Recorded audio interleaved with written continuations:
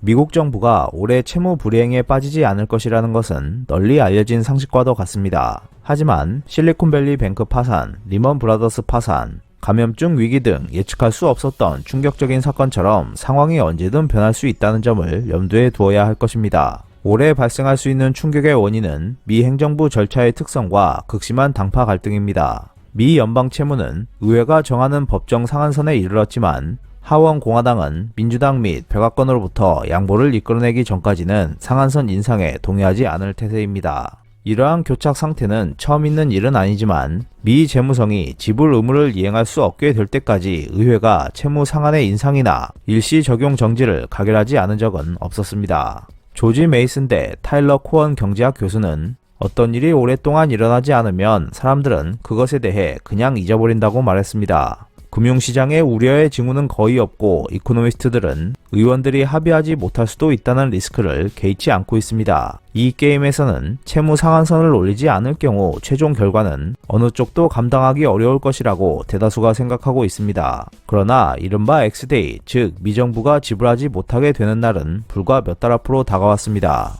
그리고 정치색이 짙은 이번 협상은 이전 몇 차례에 비해 위험해지고 있습니다. 미국민들은 이미 고금리의 어려움을 겪고 있지만 정부가 디폴트하면 주택담보대출부터 신용카드론, 자동차론 등 모든 금리가 상승하게 됩니다. 11년 전인 2012년 8월에도 채무 상한을 둘러싼 당파 대립은 양보로 매듭지어 디폴트를 회피했지만 S&P 500 지수는 그래도 17%나 하락했습니다.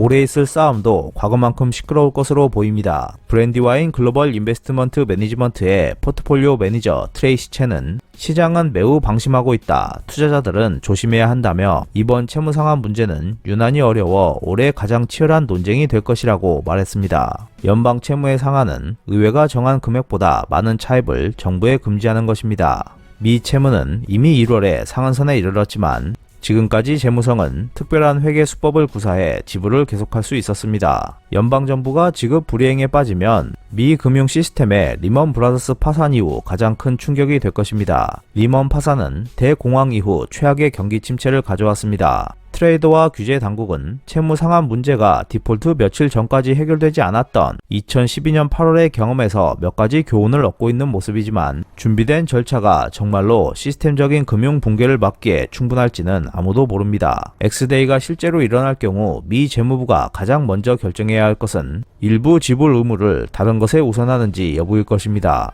이 결정은 어떤 지불 의무를 우선순위로 책정할 것인가에 따라 큰 영향을 미치게 됩니다. 예를 들어 정부 채무 이자 지불이나 사회보장 혜택 지급 등 중요한 지불 우선순위를 먼저 결정할 경우 국내외 여러 분야에서 큰 영향을 미칠 수 있는 지불 지연 및 채무 불이행 위험을 완화할 수 있습니다. 미 국채 이율은 주택담보대출이나 자동차 대출, 타국 국채 등 전 세계 차입 비용 지표입니다. 미국 국채는 단기 금융시장에서 수조 달러의 단기 대출 담보이기도 합니다. 세계 경제의 기본 혈류 시스템에 너무 깊게 박혀있기 때문에 미 국채 디폴트의 영향은 상상하기도 어렵습니다. 그렇다면 만약 미 국채의 지불을 늦추는 것이 필요하게 된다면 어떻게 될지 궁금해집니다. 주요 시장 참가자들은 수년에 걸쳐 긴급 대책을 마련해왔습니다. 만기일에 상환할 자금이 없을 경우 미 국채를 오버롤해 상환 기한을 늦추겠다는 방안입니다. 하지만 하루 만에 모든 시스템이 거래를 처리할 수 있을지는 미지수입니다.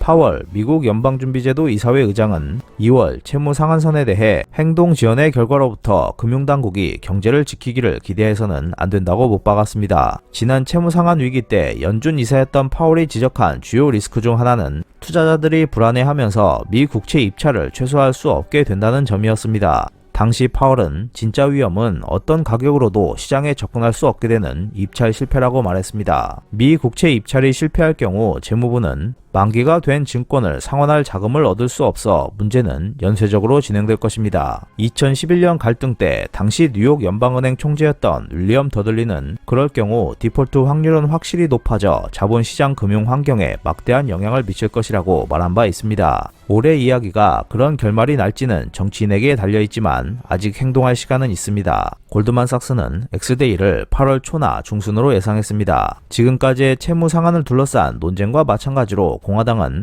채무 상한 인상의 대가로 세출 삭감을 민주당 대통령에게 요구하고 있습니다. 이번 긴장을 고조시키는 것은 메카시 공화당 하원 의장이 타협하지 않기로 결심한 공화당 의원들의 강경파 그룹에 영향력을 행사할 수 없다는 점입니다. 반면 바이든 대통령과 민주당 의원들은 31조 4천억 달러의 채무 상한제 인상을 거부하는 공화당이 과격하고 불안정을 초래하는 세력임을 국민에게 보여주려고 하고 있습니다. 메카시 공화당 하원 의장이 1월에 취임하기까지의 우여곡절은 현재 미 의회의 불안정한 상태를 부각시키고 있습니다. 그는 14번의 투표에서 충분한 표를 얻지 못해 15번째 만에 의장으로 선출됐습니다. 이 과정에서 받아들인 양보 중 하나가 의장을 해임하는 긴급 투표를 의원 한 명이라도 요구할 수 있다는 것이었습니다. 이에 따라 소수 공화당 강경파가 의장 자리를 볼모로 채무 상한 인상 법안 수정 등을 압박할 수 있습니다. 그런 협박 없이도 메카시는 단 5명의 공화당 의원이 당 노선에 반대표를 던지면 패할 처지에 놓여 있습니다. 보수파에게 채무 상한 문제는 2024년 선거를 앞두고 낭비벽이 있는 민주당의 정부 지출이 인플레이션을 초래하고 있음을 보여줄 절호의 기회입니다. 2월 갤럽 여론조사에서 연방 채무나 재정 적자가 가장 시급한 문제라는 응답은 3%로 2011년 17%에 비해 미미했습니다.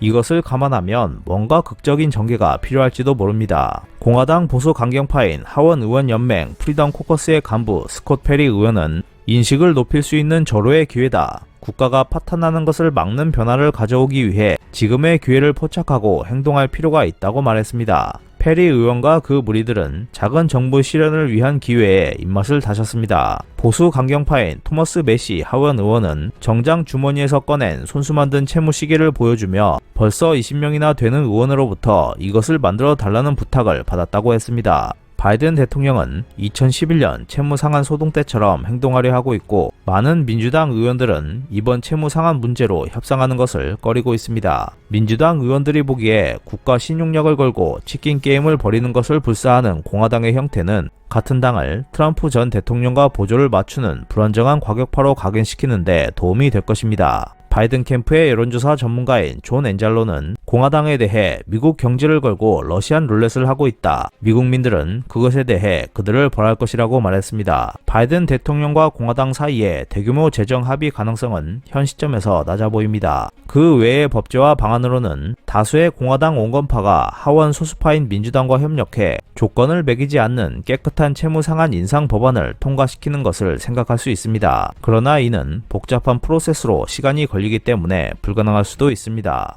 상원도 정세는 험난합니다. 24명의 공화당 의원들은 구조적 재정 개혁이 없으면 채무 상한선을 올리지 않겠다고 바이든에게 경고하고 있습니다. 발생 가능성이 희박하긴 하지만 미 재무부가 디폴트하는 최악의 시나리오가 될 경우 미국 경제에 대한 부담이 사라지기까지 수년이 걸릴 것입니다. 미국 국채 이자 지급과 원금 상환이 이루어지더라도 수백만 명의 연방 직원과 급부금 수급자에 대한 지급이 멈추면 경제는 곧바로 리세션에 들어갈 수 있습니다. 바클레이즈 애널리스트가 최근 진행한 시뮬레이션에 따르면 미 정부의 차입 수요가 2021년 8월과 같다고 가정할 경우 재무부는 올해 8월 지출을 약 2천억 달러 줄여야 합니다. 정부가 지출을 재개하고 지연 지급을 실시하기까지 몇 주가 걸리면 미국의 국내 총생산이 최대 연 15% 급감할 것이라는 리포트도 나오고 있습니다. 의회의 행동을 촉구하려면 어떤 시장 혼란이 필요할지도 모릅니다. 그것이 이번에 발생한 실리콘밸리 뱅크의 파산일 수도 있습니다. 2008년 금융위기 때는 그랬습니다. 하원은 9월 하순 7천억 달러 규모의 구제안을 부결시켰으나 시세 급락 이후 며칠 만에 약간 수정한 버전을 통과시켰습니다. 현 시점에서 디폴트라는 우려의 징후는 한정적입니다. 미국 정치인들은 어찌됐든 최종적으로 채무 상한선 인상에 합의를 이끌어낼 것입니다. 하지만 최악의 사태가 올 것이라고 아무도 생각하지 않는다면 미 정치인들은 치킨 게임에 더욱 흥을 돋구려 할지도 모릅니다. 2011년 때와 같이 합의를 이끌어낼 때까지 주가 폭락이 나타날 수도 있습니다. 코언 교수는 지금까지와 마찬가지로 이번에도 괜찮을 것이라고 생각한다. 하지만 팽팽한 프로세스를 반복하는 것은 위험성을 높인다. 여러 번 실험을 반복하다 보면 괜찮지 않게 된다고 경고했습니다. 현재 미국의 채무불이행 위기 상황은 국제적으로도 큰 이슈가 되고 있으며 이에 따른 경제적 영향도 예상되고 있습니다. 따라서 앞으로 미국 정부와 의회가 어떤 방향으로 대응하고 어떤 결정을 내리게 될지 주목해야 할 것으로 보입니다. 이상 피커TV였습니다.